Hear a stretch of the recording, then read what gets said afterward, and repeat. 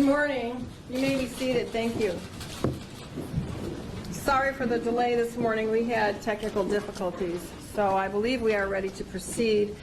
We are back on the record on docket 17-526 FC, People versus Lawrence Nassar. Counsel, your appearances for the record. Your Honor, Angela Povolitis, on behalf of the people and with the Michigan Department of Attorney General. I understand we're having some microphone technicalities, so I will put the remaining folks. Is that what you want us to do? Is that best? Okay. To my right at council table is Detective Lieutenant Andrea Munford, Michigan State University Police Department, the officer in charge of this case. To her right is Robin Riddell from the Michigan Department of Attorney General. To her right is Laura Moody of the Michigan Department of Attorney General. Seated next to Laura Moody is our Communications Director, Andrea Kaylee. To her right is Christopher Allen of the Michigan Department of Attorney General, and seated to his right is Chief Jim Dunlap of the Michigan State University Police Department. Thank you. On behalf of defendant. Good morning, Your Honor. Matt Newberg on behalf of Larry Nassar. He is seated in the witness stand with Attorney Molly Blythe from Shannon Smith's office. Thank you. Next. Your Honor, we have 3 additional victim impact statements you will hear this morning. I believe that will bring us a close to our victim impact statements before you, which will bring us to a total of 156 victim impact statements. And because I've counted the other statements, my number is 166. Yes.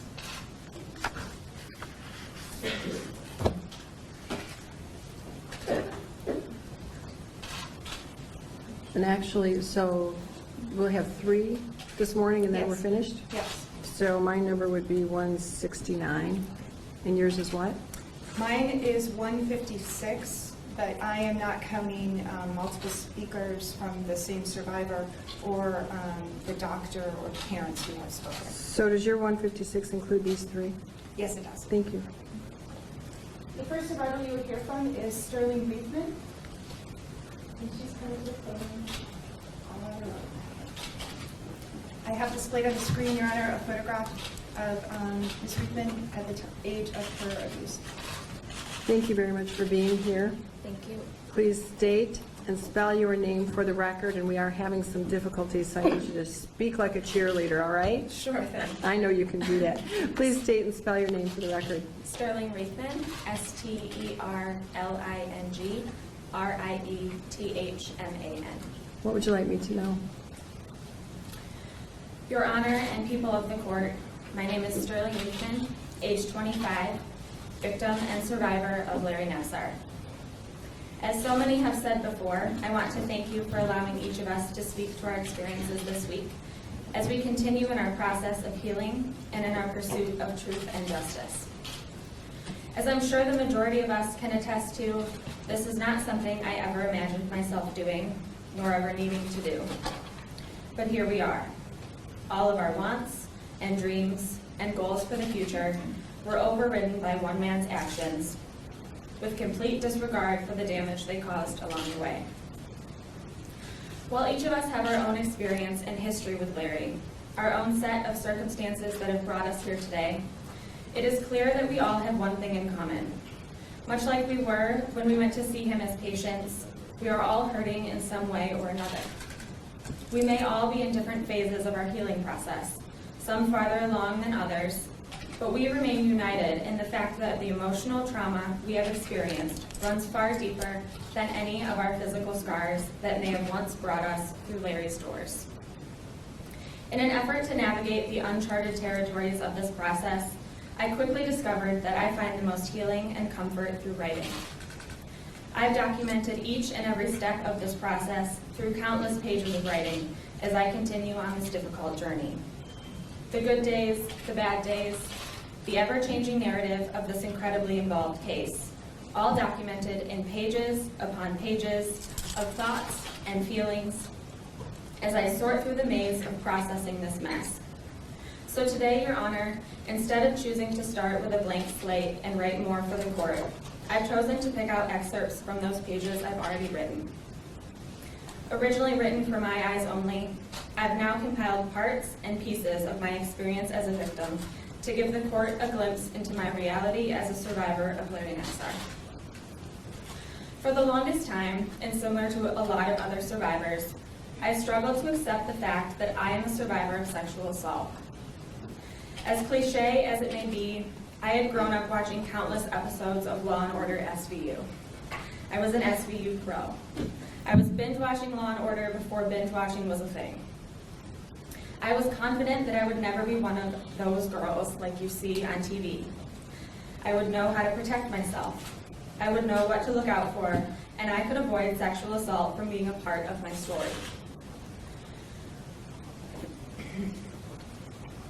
What I failed to realize, though, is that not all sexual assault is violent. Not all experiences derive from someone being attacked or dragged through a dark alley or overpowered through sheer muscle and force against their will. I never once considered that I could be deceived, manipulated, and outsmarted so horrendously that I would willingly drive myself to the office of my abuser time and time again. I never once considered that being sexually abused while I still had acupuncture needles in my spine would ever be an option. I never once considered how much danger I was in when I had originally felt so secure. Recognizing that I needed to come to terms with this, with the fact that I was so blindsided by his power, his reputation, and the promise to fix my injuries that I couldn't recognize his actions as abusive and criminal was an unimaginable task to face. To top it all off, while I had met Larry when I was around 10 years old, I was not a minor when he abused me. I was 20 years old. Our society tells you at the age of 18, you're supposed to have the world figured out now that you're a legal adult. Here I was, dumb enough to allow someone to use my body for his own sexual pleasure without me even knowing. My confidence was shattered, and my self-worth was crushed. I could no longer trust my own judgment, my decision-making skills, or my ability to differentiate between right and wrong. I didn't know which way was up, I didn't know how to approach the world, and I didn't recognize the person staring back at me in the mirror. So no, I was wrong. All the Law & Order episodes in the world couldn't have prepared me for the levels of manipulation involved in this case. While I still struggle to trust myself, and I still struggle to accept this reality that is mine and unfortunately so many others, I have also come to understand that these decisions were his, not mine. I cannot blame myself for trusting my physician to do his job, and I cannot hold myself responsible for his criminal actions. So today, I am trusting and encouraging that this court hold him accountable for the many scars he has left us with. When I first came forward to the police and my lawyers as a victim in this case, I could never have predicted that I would choose to reveal my identity to the world just a few short months later. I didn't understand how or why, but for some unexplained reason, I knew I had to come forward and speak my truth. I tend to be an all or nothing type person. Recognizing that, I realized I could attempt to find purpose out of this horrible thing that happened to me, or I could let it consume me for everything I am. I couldn't let this be just something horrible that happened without purpose or explanation. I had to find meaning. Feeling hopeful and terrified, I decided to give up my anonymity in early 2017. I mustered the courage to tell my story unapologetically and have continued to do so from that point on. Since doing so, however, I have found I get the question, how do you do it, more often than I ever imagined. I don't tell you this out of pride or because it's something to be impressed by. Far from it. I tell you this out of embarrassment and with the wish that people only knew the real circumstances. People ask how I stay positive and focused as our story continues to evolve, but what those people don't realize is the sheer muscle it takes in order to face the world with a smile on. To stay focused on the tasks at hand on any given day, and to try and hold on to even a shred of the former me that my friends and family know and love. Those people see the fleeting good moments from an otherwise ugly reality that has been this past year of my life. They don't see the frustration, the exhaustion, the sadness, the emotional and physical trauma that haunts my every day and my every move. They don't see the days that my husband finds me crying on the floor of our bedroom. They don't see me hiding in the bathroom at work, begging myself to pull it together just to make it through the rest of the day. They don't see the trembling and shaking that my body has developed as a defense mechanism when I tell my story. That can sometimes go on for hours at a time. They aren't the ones responding to text messages and Facebook messages from the other girls in this room, talking about life at 3 in the morning like it's 3 in the afternoon. They don't see my Google search history, morning, noon, and night, reading every word printed that day that may be even remotely relevant, as I hope for good news with every day that passes. They don't see the voice that lingers in the back of my head every time I go to the gym and my back yells at me in the ever-present pain that Larry neglected to heal. They don't see my fear of going to bed, not just because of the insomnia or nightmares that each night brings, but because I have no idea what waking up the next day will bring.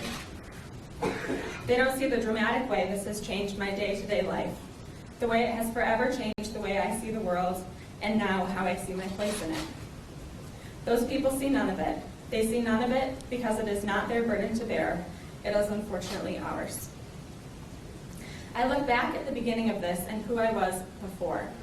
I had just gotten married, was doing well in my career, and was the happiest I had ever been. I look back at how carefree and light I felt, how easy life felt, and how excited I was about the future.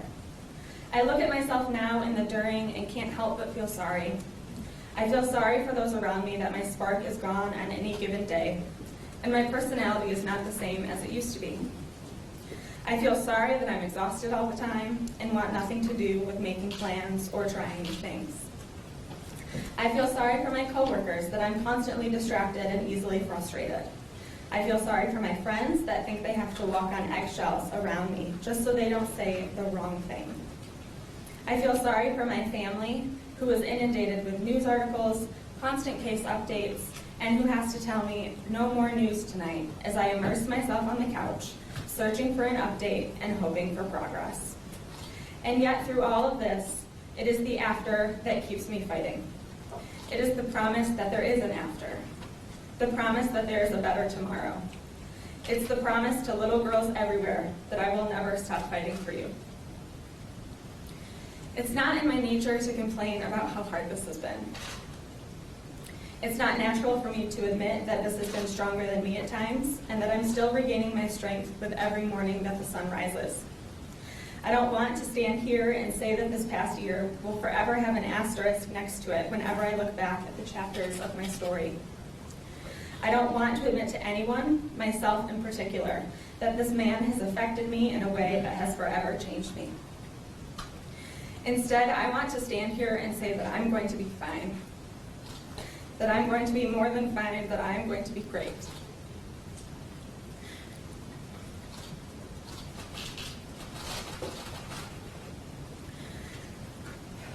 That I'm going to do amazing things and create a better future. That I'm going to be happy and carefree and living the life I want to lead. And then I pause for a moment and I realize that these things are a work in progress, and I have to say these things in the future tense as opposed to the present. I have to now set goals for the future to live my own life, to take back what's mine, to reclaim my me. I understand I have to say these things today as I look toward the future to protect myself and to protect others. And I do so willingly and with a sense of purpose like I never knew before. But that doesn't make it easier to swallow. Had MSU and USAG taken the reports of Larry's abuse seriously from any number of the women who came forward all those years ago, I would never have walked through his doors. I certainly wouldn't be standing here today. And hundreds of lives could have been spared from damage. It never had to get to this devastating point. I could be whole. I could be pain-free. I could be any number of things. But unfortunately, that's a chapter from a different book, a story never to be told. Instead, because of Larry, the very basics of a normal life are now an uphill battle staring us in the eye. We now have to use our voices and experiences to protect the little girls of tomorrow from watching their heroes turn into predators, and we have to put ourselves back together in the process. I look around this room and I am in complete awe. These women, these warriors, give me life. They lit a fire inside me that I didn't even know existed. And while I'm incredibly sorry for the circumstances that brought us together, I am nothing but grateful for how much they inspire me and fuel me to continue on in this fight against predators and their enablers. Putting names with faces and faces with stories, we are yet again reminded that Larry did not violate Jane Doe. He did not sexually assault Jane Doe with acupuncture needles in her spine time and time again. He violated real little girls and real women. Well, those little girls and women are here today, and we've said it before and we'll say it again, time's up. The truth will come out. The New York Times, in fact, recently released an ad speaking to these issues. A simple white background with black text. He said, she said. He said, she said. He said, she said, she said, she said, 1,000,000 times strong. And it goes on to say, the truth has power. The truth will not be threatened. The truth has a voice. And you know what I love about that ad, besides the obvious, of course? It's black and white. It's incredibly simple, yet incredibly powerful. And as complex as this case has become, the reality is, it's really not that complicated at all. It's quite simple. It's quite black and white. You're either on the right side of the truth, or you're not. There is no in between here. We've chosen our side, we've drawn our line in the sand, and we've made it clear that we choose the right side of the truth forever and ever, amen. We've made it clear that one sexual assault is one sexual assault too many. Michigan State, where do you stand? USAG and the USOC, where do you stand? We know where Larry stood, and look where we are today. People talk about how you wanted to leave a legacy, Larry. Change the world of sports medicine and leave your mark on USA Gymnastics. Well, take a look around. I think it's safe to say you've succeeded in that endeavor. Before this experience, we were strangers passing on the street. But now, this past week, I've witnessed strangers hugging strangers. I've seen people comforting each other not because of familiarity of face, but because of familiarity of pain. I've seen people going out of their way to help each other simply because it's the right thing to do. You've changed the way we interact and the way we face each obstacle in front of us. You have successfully created an army of warrior women dedicated to changing the world. Unfortunately for you, though, the very thing you created spiraled out of your control. This army you have created, this army doesn't have a white flag to wave. We are here to show you, MSU, USAG, the USOC, the entire world. There is no white flag to wave when it comes to protecting little girls and their futures. We're 150 women strong and counting, and let me tell you, this army isn't going anywhere. People have often asked if I'm angry or what I need to find peace and closure. I can tell you this, I am not angry. I am not bitter. I do not wish you ill will. I don't need anything from you. I don't need an apology, and I don't need an explanation. What I need is accountability. What I need is the promise that no one else will ever have to endure the vast systemic failures that we endured. What I need is systemic change at the highest levels to end the culture of abuse that is sweeping our nation. I believe everything happens for a reason. We may not know and understand that reason right away, but I truly believe that one day it will reveal itself. As I've sat in the courtroom this week, listening to survivor after survivor come forward and tell her story, reclaim her strength. I now understand that my 25 years of existence has prepared me for this very moment. I look back at my childhood, and I now recognize that so many moments are a piece to this puzzle. As a young middle schooler, I volunteered with a nonprofit dedicating to helping women and children of domestic and sexual abuse. I went to boarding school as a freshman in high school, where I learned to confront my fears and navigate life as an independent adult.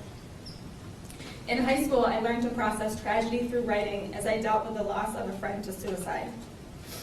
It was in high school that I worked to improve as a diver, only to get recruited to dive in college, which was what eventually brought me back to Larry. In college, I was a member of the sorority Delta Gamma, whose symbol is the anchor, which signifies hope, and whose motto is do good. I graduated from a small but mighty liberal arts college in Ohio. Oddly enough, I graduated with a degree in communication and psychology. Now, if you want to talk about using your degree, let's just talk about these past 14 months. As you can imagine, pursuing my degree in communication and psychology meant taking several typical courses, but it also meant studying crucial life skills in a more uncommon manner that, unbeknownst to me, would all culminate into 1 year of my life. I took courses entitled Ethics, Society, and the Moral Self, Communicating Kindness, Psychology and Law, Listening, Thinking, Being, and perhaps the most interesting, Abnormal Psychology. Through these courses, I learned the difference between hearing and listening. We learned things like the 5 moral precepts of Buddhism, 3 of which include no stealing, no sexual misconduct, no lying. We learned the importance of listening to learn instead of listening to respond. We got a crash course in the legal system and how the psychological state of a defendant comes into play. We learned fascinating psychology behind personality disorders, substance abuse disorders, sexual disorders, you name it. We looked at case study after case study, identifying disorders, defining abnormalities, and learning the 4 Ds of abnormal psychology: deviance, dysfunction, distress, and danger. Little did I know it, but I was learning all about Larry and his sexually deviant ways. I was learning all about how MSU and USAG have chosen to handle this and enable a culture of abuse within their institutions. I wrote papers, I crammed for exams, I dedicated 4 years of my life preparing to face this very situation. I was becoming equipped to handle real life. I was gathering the knowledge and the skill set needed to take my education from beyond a textbook to living my life. My school taught me how to be an autonomous thinker, a discerning moral agent, and an active citizen of our democratic society. And that is how you prepare a student for the world. That is how you lead by example as an educational institution. That is how you care for the youth of America as an organization. You don't brush your problems under the rug and say that everything is fine. Everything is not fine. I don't know about you, but everything I'm looking at tells me it's time for the leadership at Michigan State to go back to school.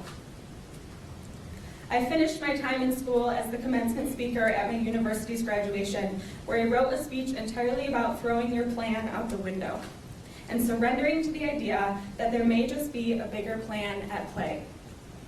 When you let go of the rigid plan and structure you think you're supposed to be following for your life, you might just end up exactly where you were meant to be. I truly believe, for some reason or another, that I was meant to be here today. You were meant to get caught. You were meant to be locked up for the rest of your life. MSU and USAG's culture of enabling predators is meant to end. As for us, we are meant to thrive. We are meant to be happy. We are meant to put an end to sexual abuse.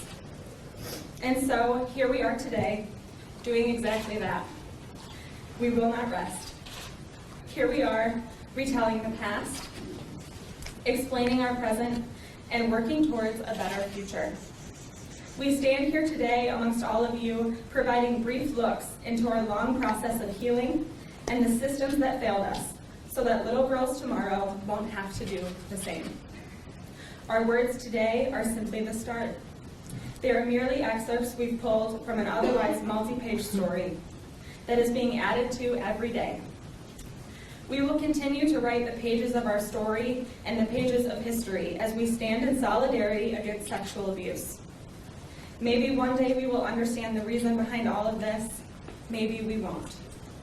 But I ask you, Your Honor, to listen to these brief excerpts and consider the full draft of this story when contemplating your sentence for Mr. Larry Nassar. I ask he receives the maximum sentence for his actions for reasons you are all too familiar with. This week, you have seen glimpses into the most vulnerable aspects of our lives, and you're hearing the abbreviated versions of our otherwise lengthy stories. But as everyone sitting here behind me knows, today is simply one more page of our story. We live the unabridged version every day. Thank you for your time. Thank you for those words. I know, and I can see it in you, that some days are hard to get out of bed, to speak, to work. But you've made it here every day, and you've overridden his story life, let me tell you, and you are better than any of those TV girls. You are real. And the thing about you is, you talk about fate and having to be here and go through this for a reason. It's interesting to me that your name is Sterling. You have a sterling voice of truth. You are a sterling tower of strength that will not be pulled down. And judges can't lie, so I'm not going to lie to you. There is already accountability, and there's going to be more. I know that, not because of me, but because of all of you and your voice. You are electrifying. You are great. I know how writing helps. One of the things I do. I also paint. You might want to try that. But I think that you and your sister survivors should get together and write your story so the whole world never forgets. The media will go away, but I bet there's little girls who want to hear your story, not the TV version. And you are such a good author. And look how strong you are. There are not very many people that can stand up in a court like this with all this around and do what you just did. You are healing. You are strong. You're a lightning rod along with your sister survivors. Keep shining. I see the shine back. You said, like others, that you don't shine like you used to. You are shining now. He is not, and I assure you, he'll be in darkness the rest of his life. Thank you so much for being here. I hope you heal and leave all that junk here. I've said it before. We have good cleaning people. See how much they've already cleaned away? You are wonderful. Keep smiling and do great things in the world. You are bound and destined to do sterling things in the world. Thank you.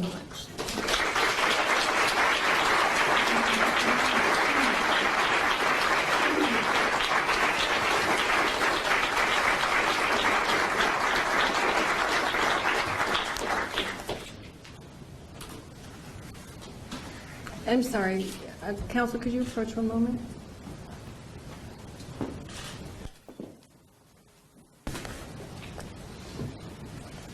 Next.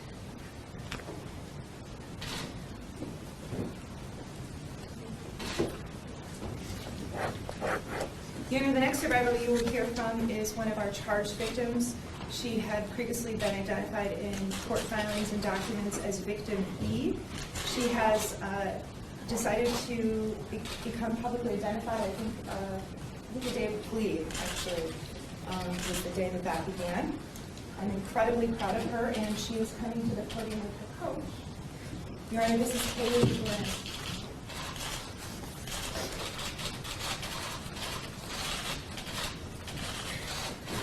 Take your time. When you're ready, please state and spell your name for the record, and maybe you can move the microphone tip just a little bit down. Thank you. That might be too far down. We'll see. Perfect. That looks good. We'll see. Please state and spell your name when you're ready. Kaylee, Kayleelorincz. Thank you for being here. What would you like me to know? First, I want to thank Judge Aquilina for allowing me to speak today and how supportive you have been. Your Honor, do you mind if I address the defendant directly throughout my statement? Please do. Thank you.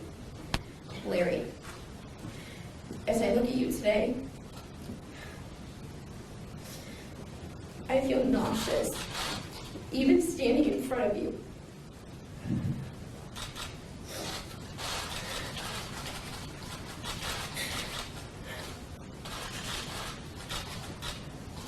Like the feeling as if I'm being assaulted by you all over again.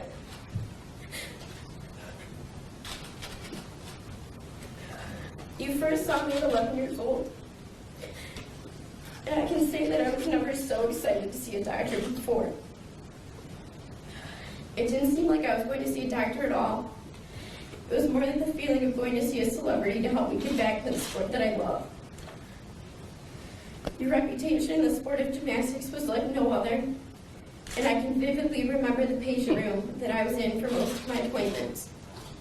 Seeing all of the gymnastics posters of Olympians and cards from gymnasts on the walls of the room was just another reason why I thought you were so great. But at 13, my third appointment with you in August 2012, you stole my innocence from me. After your normal examination, you would ask me to change into an orange striped baggy pair of shorts, which you had never asked me to do before. Then you walked back into the room and asked me to lay on my stomach on the patient table. As you moved closer and closer to an area so private, so off limits, I began to feel more uncomfortable, confused and afraid both at the same time. All I could do was question in my head why you were doing this to me and hope that soon it would be over. 15 to 20 minutes went by when you stopped, and I thought to myself, it's finally over. But you weren't finished yet. You assaulted me again and again. I fought back tears, and I felt so dirty. From that point on, my life was forever changed. Immediately following that appointment, I no longer loved the sport of gymnastics, and I didn't even know why. Then I realized it didn't matter because you already told me to quit for an injury I never had. And you knew how much gymnastics meant to me. I was depressed, had nightmares, and I pushed people away, including my own parents. I was hospitalized twice for severe pain in my left eye, causing me to lose vision and numbness in my left arm. The doctors first thought that it was optic neuritis, but neither time could they find a medical reason for my pain. I felt like they thought I was making it up. To this day, I still suffer from this condition whenever I'm under extreme stress.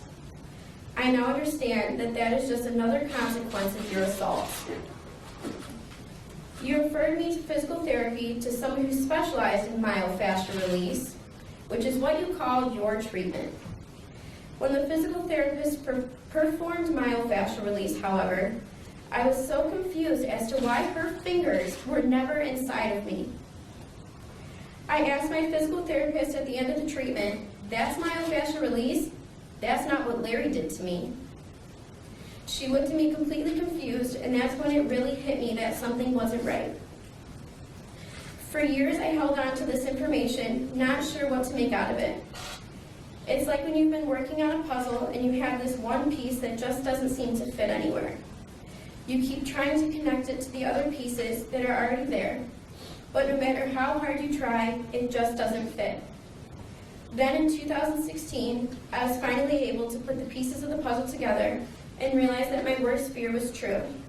What I hoped was a legitimate medical procedure was in fact a sexual assault.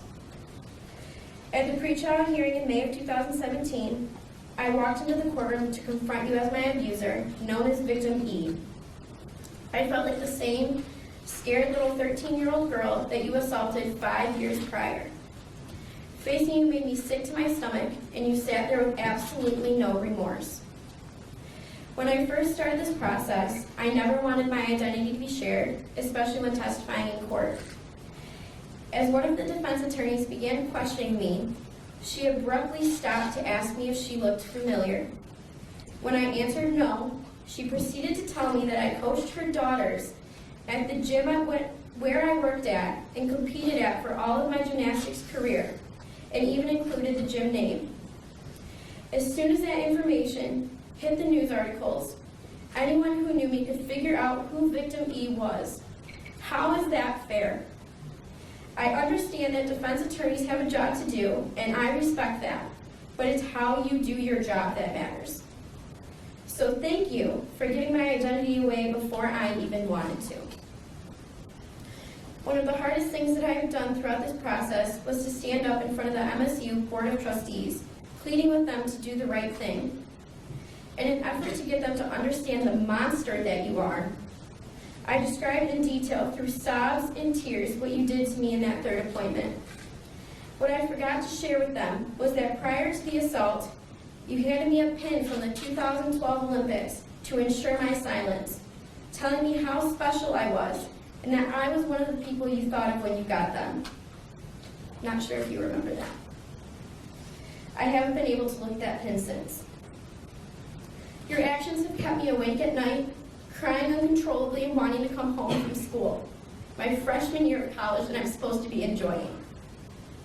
I'm afraid to go to sleep every night, afraid that I will have yet another nightmare. You have taken away my trust in others and for me to be able to form relationships with anybody. You took away the trust of my parents, which no child should ever question. None of this was ever their fault, but you led me to believe that because my parent was sitting in the room, just feet away, and you still didn't mind violating that trust that we had in you. You made everyday conversation while you were assaulting me, as well as comments to me which I will never forget. How does this feel? And does this make you feel better, Kaylee? I only said yes, holding back my tears, pain, and disgust, in hopes that you would stop. So Larry, I ask you, how are you feeling right now? The audacity you had in doing this to a little girl, especially with her parents sitting in the room, is sickening. I can't even go to the doctor by myself or sit on a patient table without replaying my assault over and over in my head, afraid that another doctor will betray me just like you did. And still today, I question myself whether I know what's right and what's wrong, having a hard time being able to even trust myself. Ultimately, Larry, you made a critical mistake. You underestimated the mind, power, and will of your victims. These amazing, accomplished athletes. While we were mentally strong enough to endure your countless hours of abuse, strong enough to endure the pain of keeping your secret, strong enough to be pushed down and repressed by MSU, USAG, and the USOC, we were ultimately strong enough to take you down. Not one by one, but by an army of survivors. We are Jane Does no more. I will always love gymnastics, but I will never be able to look at the sport the same because of you. Now, as I look to the future, I plan to pursue a career in criminal justice. I'm hoping that by working to put monsters like you away, I might be able to stop the nightmares and start healing. There is peace in knowing that you will never be able to walk the streets again and hurt any other little girls. Judge Aquilina, this monster deserves nothing but the absolute maximum sentence that this court can impose under this plea agreement. Larry, if you haven't listened to one thing I have said, you need to look at me and listen. I only hope that when you get a chance to speak, you tell us who knew what and when they knew it. Did Dean Strample know? Did Brooke Lemon know? How much did Kathy Klages know? Did Mark Hollis ever talk to you about your treatments? Did anyone on the Board of Trustees know? Did Luanna Simon know? And lastly, did John Getter know you were stealing the innocence of little girls in the back room of his gym? If you truly want us to heal, you will do this for us. Thank you. Those were some...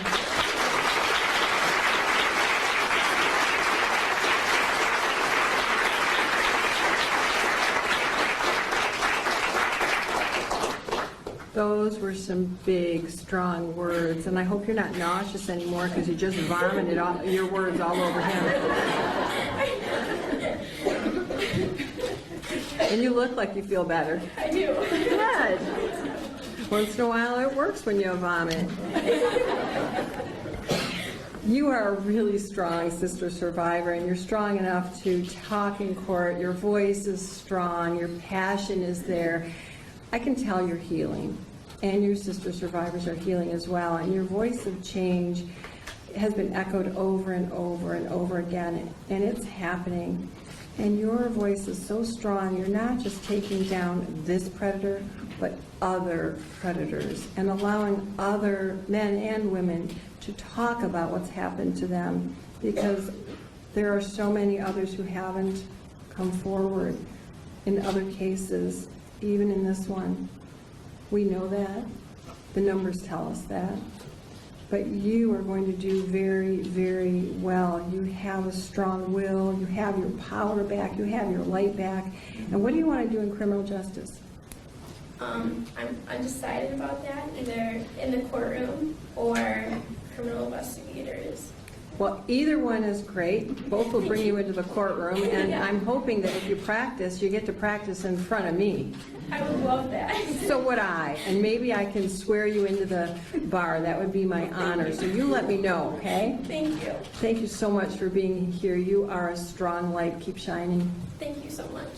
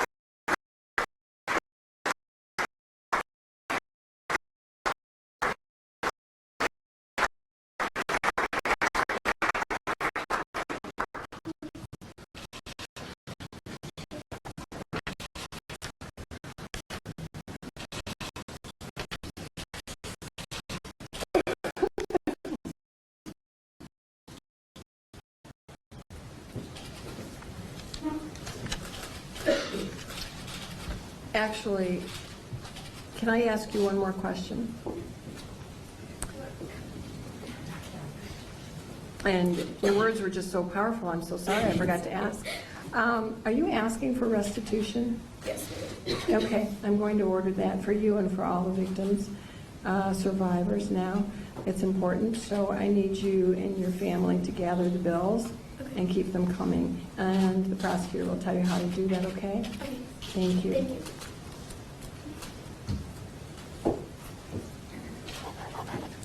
Next. Here we are on our final victim impact statement. I want to tell the court, when I met this woman about a year ago in my office in Detroit, I knew after meeting her that we would be here at some point. I didn't expect it would be a plea. I thought it might be a long, arduous trial. But after meeting her and listening to her and meeting her supportive husband, I knew there was no doubt that she would carry this case and that the world would hear her and believe her and that the truth would be exposed. I am so honored to let you know that the next person you will hear from is Rachel Denholm.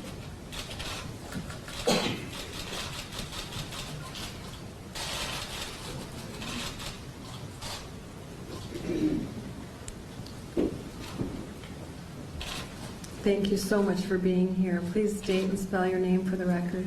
Rachel Denhollander, RACHAELDENHOLLANDER. All right, you're a little soft-spoken. I know you've got a tiger of a voice in there. So, when you're ready, I need you to speak and speak loudly with that tiger voice, all right? Thank you. Better, you don't have to lean over, just keep your voice up. Okay. That's Thank you. better if you just speak up, okay? Thank you. I do want to thank you first, Judge Aquilina, for giving all of us the chance to reclaim our voices. Our voices were taken from us for so long, and I am grateful beyond what I can express that you have given us the chance to restore them. There are two major purposes in our criminal justice system, Your Honor: the pursuit of justice and the protection of the innocent. Neither of these purposes can be met if anything less than the maximum available sentence under the plea agreement is imposed upon Larry for his crimes. Not because the federal sentence he will already serve is lacking, but because the sentence rendered today will send a message across this country, a message to every victim, and a message to every perpetrator. I realize you have many factors to consider when you fashion your sentence, but I submit to you that the preeminent question in this case, as you reach a decision about how best to satisfy the dual aims of this court, is the same question that I asked Judge Neff to consider. How much is a little girl worth? How much is a young woman worth? Larry is a hardened and determined sexual predator. I know this firsthand.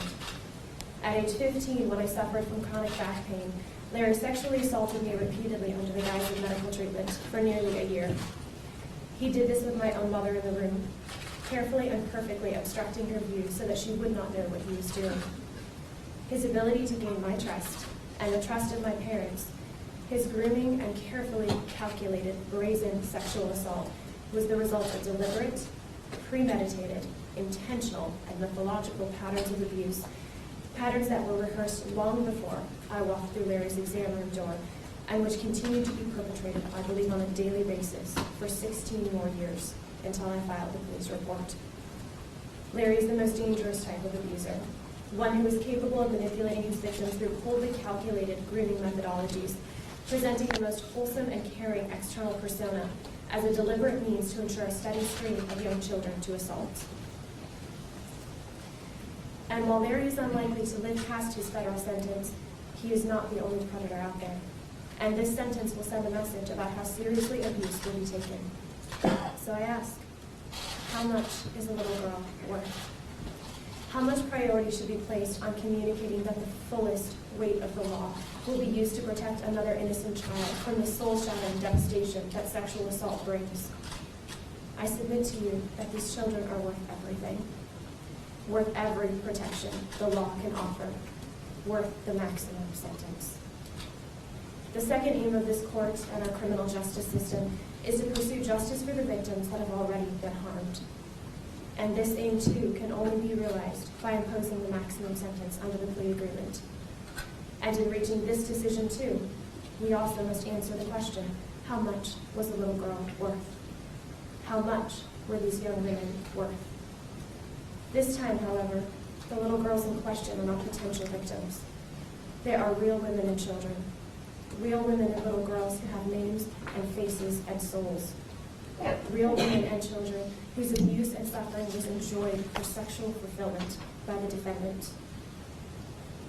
I believe sometimes, Your Honor, that when we are embroiled in a legal dispute, the words of our legal system, designed to categorize and classify and instruct, can inadvertently sterilize the harsh realities of what has taken place. They can serve as a shield against the horror of what we are really discussing. And this must not ever happen, because if the truth about what Larry has done must be realized to its fullest depth if justice is to ever be served. And so for a moment, Your Honor, I, like every woman who has come before you, want to take a moment to drop that shield. Larry meticulously groomed me for the purpose of exploiting me for his sexual gain. He penetrated me, he groped me, he fondled me, and then he whispered questions about how it felt. He engaged in degrading and humiliating sex acts without my consent or permission. And Larry enjoyed it. Larry sought out and took pleasure in little girls and women being sexually injured and violated because he liked it. And as I and so many other women and little girls were being violated, Larry found sexual satisfaction in our suffering. As we were being sexually violated, even as very young children, as young as 6 years old, Larry was sexually aroused by our humiliation and our pain. He asked us how it felt because he wanted to know. What was done to myself and these other women and little girls, and the fact that our sexual violation was enjoyed by Larry, matters. It demands justice. And the sentence you impose today will send a message about how much these precious women and children are worth. You have seen our pictures, Your Honor. Moments in time captured when they were young and vulnerable and violated. I think of the young girl that I was, and the little girls and young women all of these survivors were every day. I feel like I see them in the faces of my two precious daughters. When I watch my daughters' eyes light up as they dance to the Nutcracker, I remember the little girl that I and all of these women used to be. The sparkle their eyes must have had, as mine did, before their innocence was taken. I watch my daughters love and trust unreservedly, and I remember the long road that it has been to let myself love and be loved without fear. I think of the scars that still remain for all of us. One of the worst parts of this entire process was knowing, as I began to realize what had happened to me, how many other little girls had been left destroyed too. I was barely 15 when Larry began to abuse me, and as I lay on the table each time and tried to reconcile what was happening with the man Larry was held out to be, there were three things I was very sure of. First, it was clear to me this was something Larry did regularly. Second, because this was something Larry did regularly, it was impossible that at least some women and girls had not described what was going on to officials at MSU and USAG. I was confident of this. And third, I was confident that because people at MSU and USAG had to be aware of what Larry was doing and had not stopped him, there could surely be no question about the legitimacy of his treatment. This must be medical treatment. The problem must be me. And because I had friends who were physical therapists who actually practiced legitimate internal pelvic floor techniques, I also knew at 15 that to practice this, you must have specialized training and certification. Surely anyone who had heard that Larry was penetrating little girls would have demanded to know where he got his training. And if there was any question, he would have never been allowed near me. And so I lay still. And on the first 2 points, I was right. It was something he did often.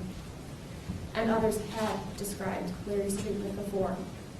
In fact, though I didn't know it at the time, 4 girls and women had described in detail to 3 different athletic departments at MSU what he was doing and his penetration, and their belief that they had been sexually assaulted.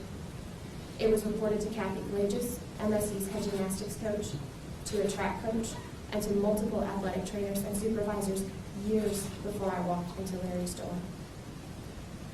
But I was wrong in my third belief. I was wrong that surely if someone had been made aware of what Larry was doing, they would report it and ensure it was legitimate before ever allowing him near another child. I did not know when I was 15 that in 1997, 3 years before I walked into Larry's exam room, that MSU's head gymnastics coach, Kathy Pelagius, had waived a report form in front of Larissa Boyce after being told by 2 separate gymnasts of what Larry was doing, and told Larissa there would be consequences for her if she reported. I did not know that Tiffany Thomas Lopez had reported the penetration and sexual assault to athletic trainer Destiny Teachner-Hawk and to other athletic trainers and supervisors 2 years before I walked into Larry's door. I did not know that Christy Achenbach had reported the penetration and sexual assault to her track coach and her athletic trainers and had also been silenced a full year before I walked into Larry's door. I did not know that Jennifer Bedford had also reported to Destiny Teachner-Hawk and asked if she could file a report that Larry's treatment made her feel uncomfortable, and that she had also been silenced. At 15, I believed that the adults at MSU surrounding Larry would do the right thing if they're aware of what Larry was doing, and I was terribly wrong. And discovering that I could not only trust my abuser, but I could not trust the people surrounding him has been devastating. It is part of the consequences of sexual assault, and it needs to be taken seriously. I did not know that at the same time Larry was penetrating me, USAG was systematically burying reports of sexual assault against member coaches in a file cabinet instead of reporting them, creating a culture where predators like Larry and so many others in the organization, up to the highest level coaches, were able to sexually abuse children, including our Olympians, without any fear of being caught. I did not know that, contrary to my belief, the elite gymnasts whose pictures were plastered on Larry's wall were far from protected. That USAG, rather than supervising Larry, was allowing him to treat these girls in their own beds without even having a medical license in Texas. I did not know any of these things. And so as Larry was abusing me each time, I assured myself it must be fine, because I thought I could trust the adults around me. My misplaced trust in my physician and my misplaced trust in the adults around me were wielded like a weapon, and it cost me dearly, and it follows me everywhere. And I would like to take a moment now to address both organizations whose failures led to my sexual assault, because it is part of the consequences that I now carry. You may. Thank you. MSU, we have been telling our stories for more than 18 months, and you have yet to answer a single question I have asked. Every time I repeat these facts about the number of women who reported to employees at MSU and were silenced, you respond the exact same way. You issue a press statement saying there was no cover-up because no one who heard the reports of assault believed that Larry was committing abuse. You play word games, saying you didn't know because no one believed. I know that. And the reason everyone who heard about Larry's abuse did not believe it is because they did not listen.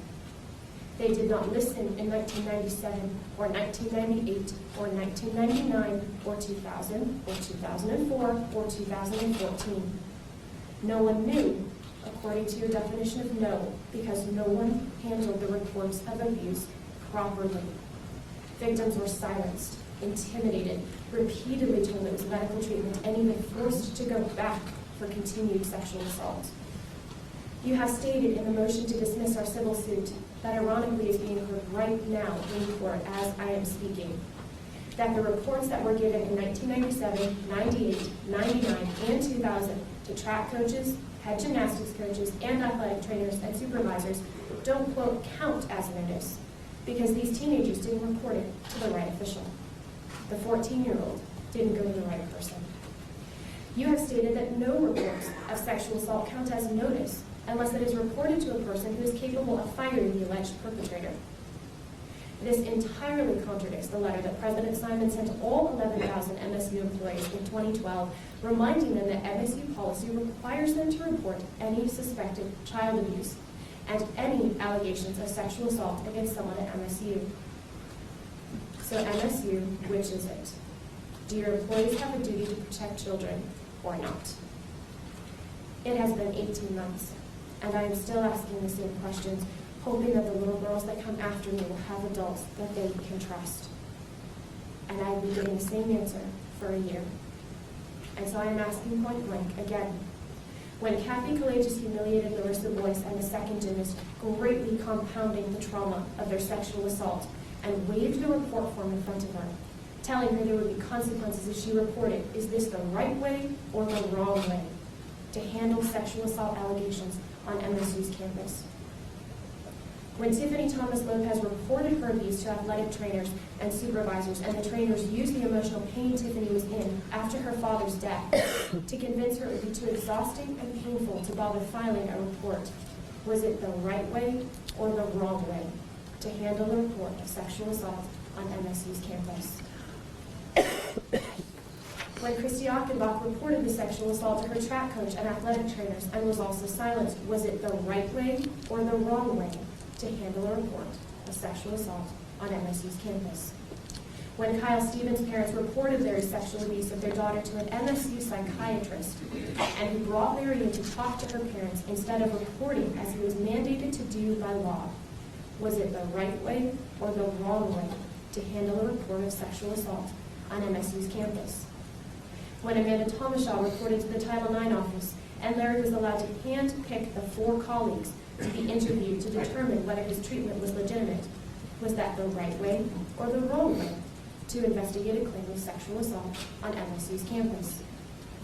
And after all this, when I came forward in 2016, I brought an entire file of evidence with me. I made a police report and a Title IX report, and I brought with me to those reports my medical records showing that Larry had never tried penetrative techniques. I brought medical records from a nurse practitioner documenting my graphic disclosure of abuse to her way back in 2004. I had my journals showing the mental anguish I had been in since the assault. A catalog of national and international medical journal articles showing what real pelvic floor treatment looks like. I brought a letter from a neighboring district attorney vouching for my character and truthfulness and urging detectives to take my case seriously. I brought a cover letter going point by point through Michigan law and case law, explaining how every element of first-degree criminal sexual assault was met and could be proven. I brought a witness I had disclosed to in 2004. I brought evidence of 2 more women unconnected to me who were also claiming sexual assault. And I had the names of 3 pelvic floor experts willing to speak on my behalf. And the MSU PD handled it beautifully. But MSU officials were a different story.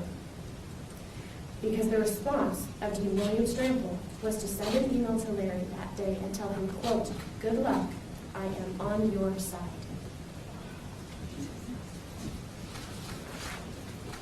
And when my video testimony to the Indy Star came out, graphically describing the abuse that Larry perpetrated, disclosing horrific details to the world that no one was ever supposed to know, that I had never told anyone, even my own husband, until that point, Dean Strample forwarded that video testimony to the MSU provost, and he mocked it. He called it the cherry on the cake of his day. President Simon and Board of Trustees, is this the right way to handle disclosures of abuse on MSU's campus? When Brooke Lemon, one of the doctors Larry was allowed to handpick to clear himself in 2014, was interviewed for my investigation, she said I hadn't really been penetrated. I only thought I had because, quote, "When I am a 15-year-old girl, I think everything between my legs is my vagina." I only thought Larry had put his fingers in me for up to 40 minutes at a time for a full year. I was just confused. Sounds eerily familiar to what Amanda Thomashaw was told in 2014, that she, quote, "didn't understand the nuanced differences between sexual assault and a medical exam." It sounds eerily familiar to what every single woman was told all the way back to 1997. We were all wrong. We were all just confused. Board of Trustees, is this the right way to handle disclosures of sexual assault on MSU's campus? And if that were not bad enough, when I finally joined the civil suit 5 months later, after waiting for almost half a year for MSU to do the right thing, the vice president of the Board of Trustees, Joel Ferguson, went on television and gave a press interview in which he claimed those of us who had filed civil suit were ambulance chasers who were looking for a payday. In fact, I know that at least one other high-ranking MSU official has specifically called me out by name and said I am in it for the money. This has never been contradicted, retracted, or refuted. And MSU, you need to realize that you are greatly compounding the damage done to these abuse victims by the way you are responding.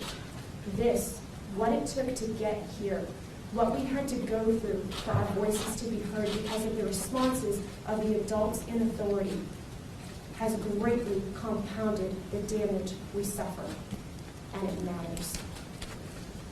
We have waited 18 months to be told no, this is not how we handle this on MSU's campus. But instead, everyone has doubled down on the claim that nothing was done wrong. And the only conclusion that can be reached is that no one truly sees anything wrong with any of this. And that is terrifying. and it leaves me terrified for the little girls of the future, who we are here to protect. And because of this willful ignorance, victim silencing, and mishandling of sexual assault reports against Larry in 97, 98, and 99, I walked through Larry's door in 2000 and never walked out the same. Not long after I stopped seeing Larry, I transitioned from athlete to coach. And every day that I nurtured those baby gymnasts, I wondered if any of them would find their way into his exam room. When one of my little girls was finally referred to him, I took a chance and I spoke up. And I was kindly cautioned for my own sake to remain silent. My little baby gymnast was sent to Larry before I even knew a decision had been made to do so. Her family moved away almost immediately thereafter, and I wept for that little girl, and I prayed to God that she was under the age range that Larry preferred. She was 7. But when I filed my police report, Kyle Stevens came forward, and she was 6, a year younger than my little girl. And I cried in my kitchen, and I don't know yet if that little girl walked out the same that she walked in. I transitioned from coaching to working in public policy, and I fought fear every time I had to commute or work in close quarters with my male colleagues. I dreaded working on current events or legislation that involved sexual assault because I knew the memories that would come with it.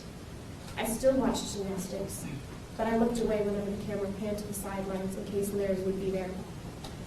I wondered almost daily if there was any chance that my voice would ever be heard. I began law school when I was 19, and I wrapped up in blankets every time I studied torts or crimes related to sexual assault, and I hoped my face wouldn't betray me in classroom discussions. And I researched internal pelvic floor procedures, and I tried to find out what had happened to me, and I watched for any sign that I would ever be believed. I met my future husband, and I told him what I never wanted to tell anyone, and I wondered if he would walk away, and he didn't. But I couldn't even hold his hand or look up at him because closeness wasn't safe, and trust wasn't safe. We got married, and my 25th birthday came and went, and I sat up for nights before, believing my ability to file a police report would end on that birthday. I didn't know the statute of limitations had been lifted. I woke up the morning I turned 25, and instead of being able to feel joy at a milestone, I felt only hopelessness and grief, because I thought my chance to stop this man was over. I thought daily of all the little women and girls walking into his office, and I wondered if it would ever, ever end. I became a mother 3 times over, and the fear that hung over each birth, knowing I would be vulnerable in a medical setting, cast a horrific shadow over what should have been an occasion of pure joy. And I watched for a chance to be believed, and I waited. I held my firstborn, and then my 2 daughters.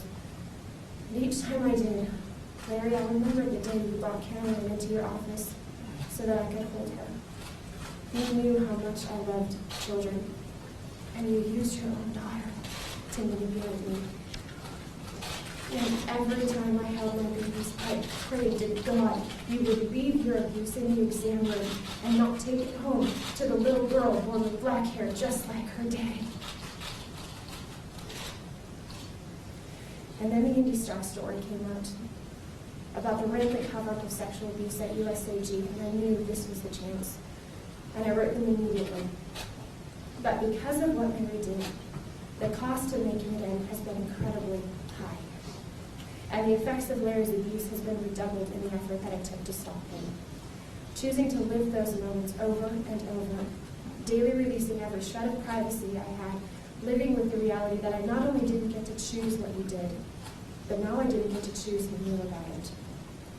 Even my status as a sexual assault victim has impacted, or did impact, my ability to advocate for sexual assault victims. Because once it became known that I too had experienced sexual assault, people close to me used it as an excuse to brush off my concerns when I advocated for others who had been abused, saying I was just obsessed because of what I had gone through, that I was imposing my own experience upon other institutions who had massive failures, and much worse. My advocacy for sexual assault victims, something I cherished, cost me my church and our closest friends 3 weeks before I filed my police report. I was left alone and isolated. And far worse, it was impacted because when I came out, my sexual assault was wielded like a weapon against me, often by those who should have been the first to support and help, and I couldn't even do what I loved best, which was to reach out to others. I was subjected to lies and attacks on my character, including very publicly by Attorney Shannon Smith when I testified under oath. I was being attacked for wanting fame and attention, for making up a story to try to get money. And Your Honor, since these attacks were made on my character very publicly, on public record, I would like to take an opportunity briefly now to correct them. You may proceed. Thank you. Out of the two women in question that day, Ms. Smith and I, who were attempting to communicate through either questions or answers, I would like to note that only one of us was taking pictures of the courtroom on her cell phone. Only one of us posed for the press and said, quote, "I feel like I should say cheese." And out of the two of us, only one of us was making money off her court appearance that day. I don't feel the need to say anything else. I think I've communicated clearly. Your Honor, I'm sorry again, I have to object with the commentary directed towards the defense counsel. All right. I'm sorry. First I of know all, we need everybody to calm down. Counsel, I've heard you. She's not going to say anything else. This is her time to speak. You are going to get your opportunity, and you can counter what you need to. We're going to sit down, and you may proceed, ma'am. Thank you. The cost, emotional and physical, to see this through has been greater than many will ever know. And Larry, I don't need to tell you what the cost of your abuse has been to me, because you got to read my journals, every word of them, because those had to go into evidence to make this happen. But I want you to understand why I made this choice, knowing full well what it was going to cost to get here, and with very little hope of ever succeeding. I did it because it was right. No matter the cost, it was right. And the farthest I can run from what you have become is to daily choose what is right instead of what I want. You have become a man ruled by selfish and perverted desires. A man defined by his daily choices over and over again to feed that selfishness and perversion. You chose to pursue your wickedness no matter what it cost others. And the opposite of what you have done is for me to choose to love sacrificially, no matter what it costs me. In our early hearings, you brought your Bible into the courtroom, and you have spoken and prayed for forgiveness, and so it is on that basis that I appeal to you. If you have read the Bible you carry, you know that the definition of sacrificial love portrayed is of God himself, loving so sacrificially that he gave up everything to pay a penalty for the sin he did not commit. By his grace, I too choose to live this way. You spoke of praying for forgiveness, but Larry, if you have read the Bible you carry, you know forgiveness does not come from doing good things, as if good deeds can erase what you have done. It comes from repentance, which requires facing and acknowledging the truth about what you have done in all of its utter depravity and horror, without mitigation, without excuse, without acting as if good deeds can erase what you have seen in this courtroom today. The Bible you carry says it is better for a millstone to be thrown around your neck and be thrown into a lake than for you to make even one child stumble. And you have damaged hundreds. The Bible you speak carries a final judgment where all of God's wrath and its eternal terror is poured out on one like you. Should you ever reach the point of truly facing what you have done, the guilt will be crushing. And that is what makes the gospel of Christ so sweet, because it extends grace and hope and mercy where none should be found. And it will be there for you. I pray you experience the soul-crushing weight of guilt, so that you may someday experience true repentance and true forgiveness from God, which you need far more than forgiveness from me, though I extend that to you as well. Throughout this process, I have clung to a quote by C.S. Lewis where he says, "My argument against God was that the universe seemed so cruel and unjust. But how had I got this idea of unjust and just? A man does not call a line crooked unless he first has some idea of straight. What was I comparing the universe to when I called it unjust? Larry, I can call what you did evil and wicked because it was. And I know it was evil and wicked because the straight line exists. The straight line is not measured based on your perception or anyone else's perception. And this means I can speak the truth about my abuse without minimization or mitigation, and I can call it evil because I know what goodness is. And this is why I pity you.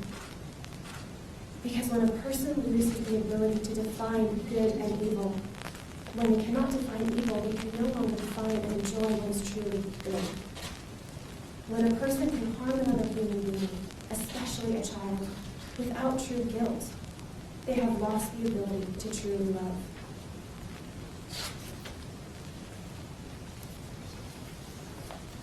Larry, you have shut yourself off from every truly beautiful and good thing in this world that could have and should have brought you joy and fulfillment.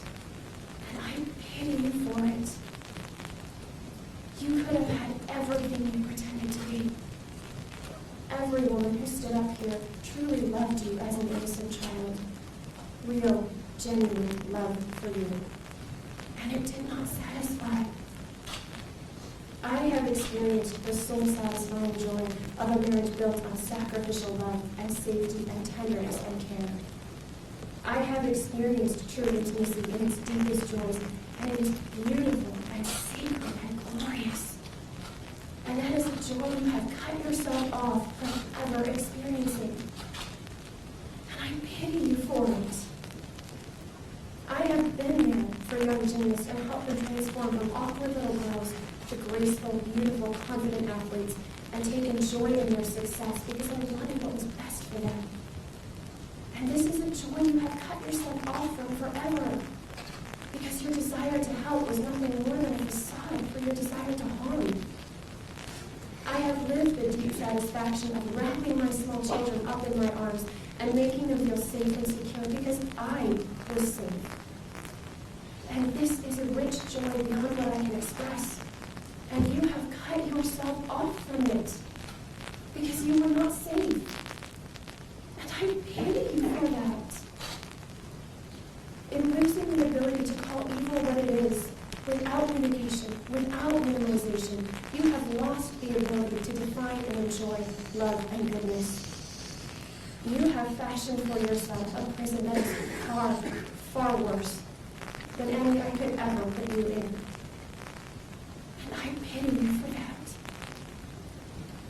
And this is also why, in many ways, the worst part of this process was each name, each number who came forward to the police. With each Jane Doe, I saw my little girls, and the little girls that were. The little girls who walked into Lane's office that I could not save because no one wanted to listen.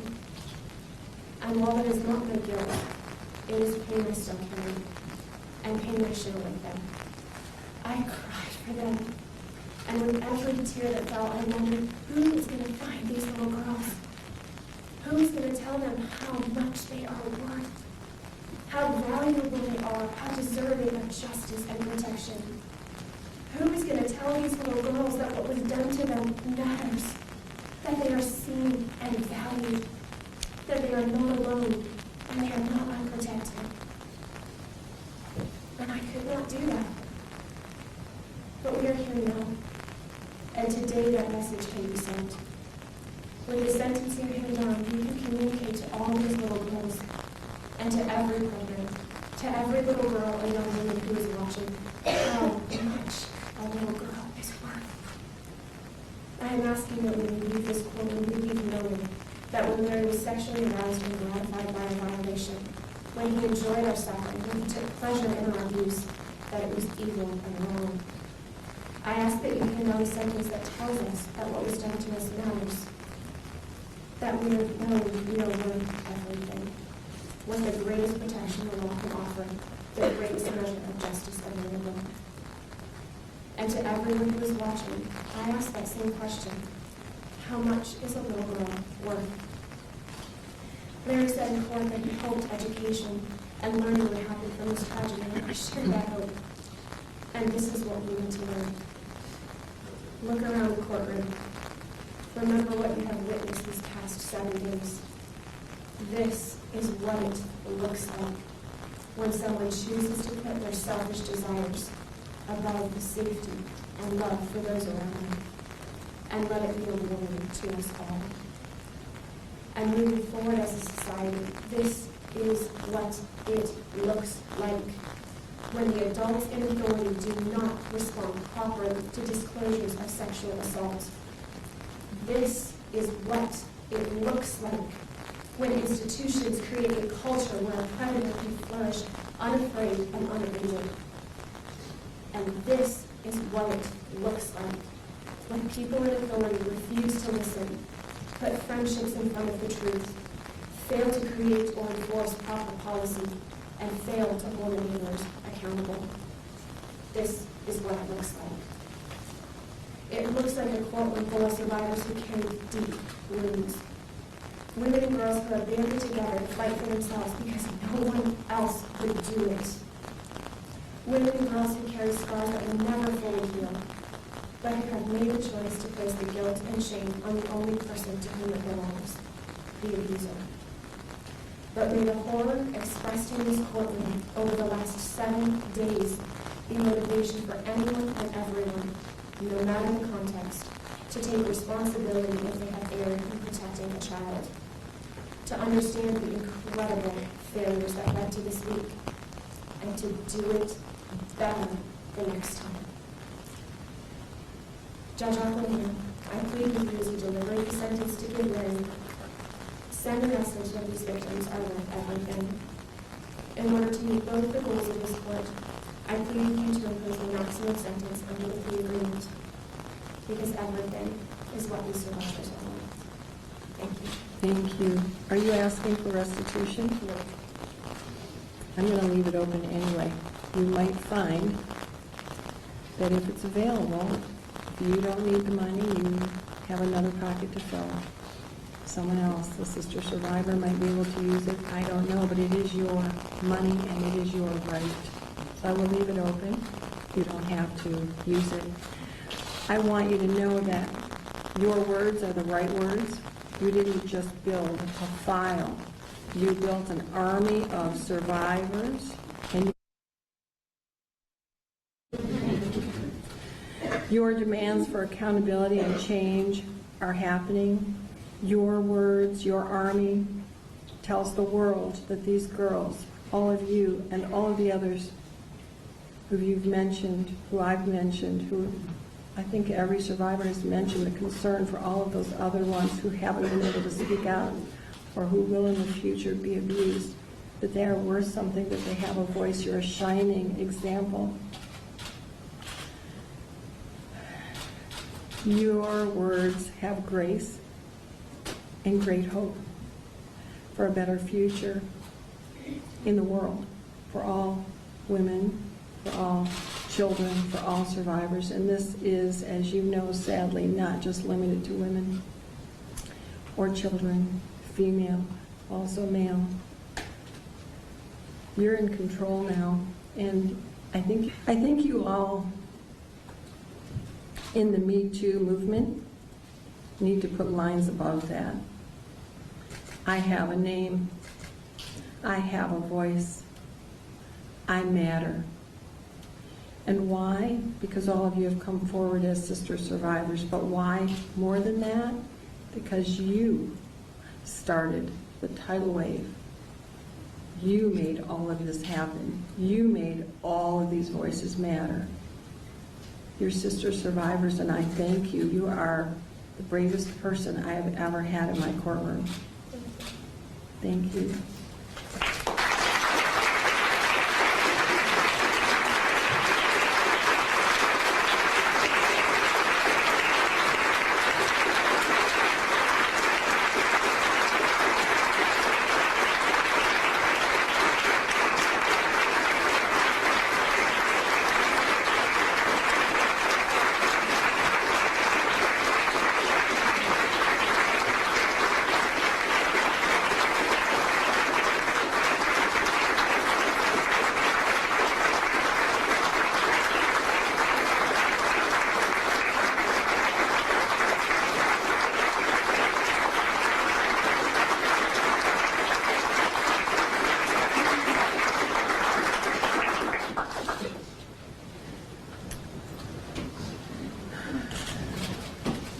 the next part of this process, I think I counted 168 voices that I've heard from. I know your number is a little bit less. What's your number? I have 156 survivors that you've heard of. Okay, and does this now conclude everyone? This concludes, yes, read on behalf of the impact statements, yes. Okay, how we will proceed next is we have to make a correction on the number of jail days in the pre-sentence investigation report. The people have their opportunity to speak, then defense counsel, then defendant if he chooses, and then I will speak and sentence. Before all of that happens, we are going to take 15 minutes, unless you'd like to speak now, but I think it's better after the break. I would like to break, thank you. I thought so. Thank you. All rise.